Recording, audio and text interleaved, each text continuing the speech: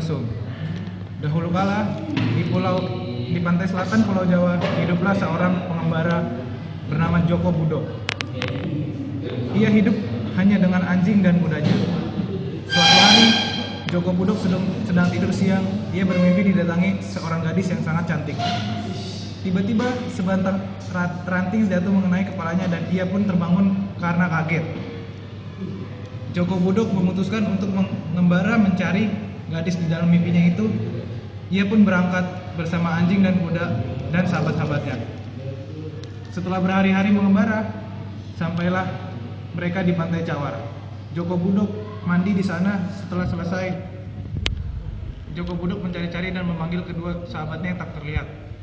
Ternyata anjing dan kuda itu berubah menjadi dua buah batu karang berbentuk anjing dan kuda.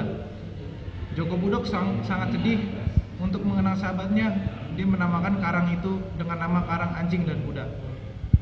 Ia pun melanjutkan pengembaraannya sendirian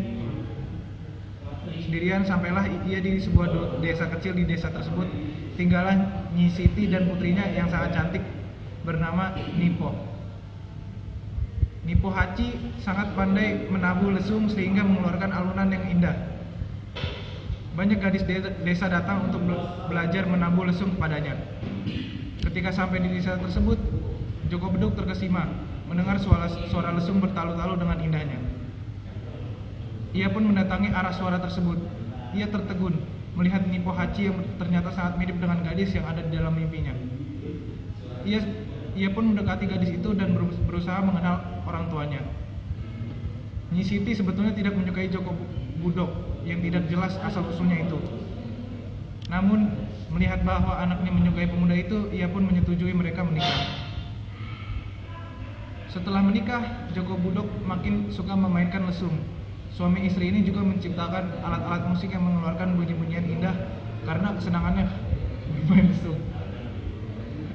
Joko Budok tak intinya memainkan lesung sehingga mengganggu warga. Warga pun menegurnya, namun Joko Budok tidak peduli dan tetap menyembunyikan lesung tersebut sambil loncat-loncat ke sana kemari. Tiba-tiba seorang warga menunjuk-nunjuk kepadanya sambil berteriak, "Hei, lutung menabuh alu, ada lutung menabuh alu." Semua orang melihat kepada Joko Budok. Joko Budok kaget ketika menyadari bahwa seluruh tubuhnya telah ditumbuhi bulu lebat.